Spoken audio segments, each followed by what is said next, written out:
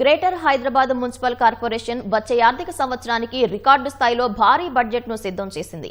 ఇటీవల పునర్విభజన చేసిన 300 డివిజన్లను దృష్టిలో పెట్టుకుని 2026-27 సంవత్సరానికి 11,460 కోట్ల రూపాయల బడ్జెట్ ప్రతిపాదనలకు జీహెచ్ఎంసీ స్టాండింగ్ కమిటీ ఆమోదముద్ర వేసింది.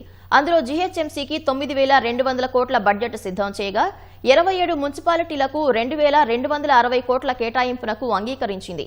ఈ బడ్జెట్ ప్రతిపాదనలను వచ్చే కౌన్సిల్ సమావేశంలో ఆమోదం కోసం ప్రవేశపెట్టనున్నారు. మేయర్ గద్వాల్ విజయలక్ష్మి అధ్యక్షతన సమావేశమైన స్టాండింగ్ కమిటీ వార్షిక బడ్జెట్తో పాటు 2025-26 ఆర్థిక సంవత్సరానికి సవరించిన బడ్జెట్ ప్రతిపాదనలపై సమగ్రంగా చర్చించారు. 15 అజెండా అంశాలను 7 అదనపు అంశాలకు స్టాండింగ్ కమిటీ ఆమోదం తెలిపింది. వార్డుల అధ్యయనానికి సంబంధించి వార్డు సభ్యులు అహ్మదాబాద్, చండీగఢ్ సందర్శనకు అనుమతి ఇచ్చేందుకు అంగీకరించింది. జీహెచ్ఎంసీ వెబ్సైట్లోని ఏఐ ఆధారిత నిర్వహణ కోసం 3 ఏళ్ల కాలానికి ఈ ప్రొక్యూర్మెంట్ టెండర్లను ఆహ్వానించేందుకు కమిటీ అనుమతించింది.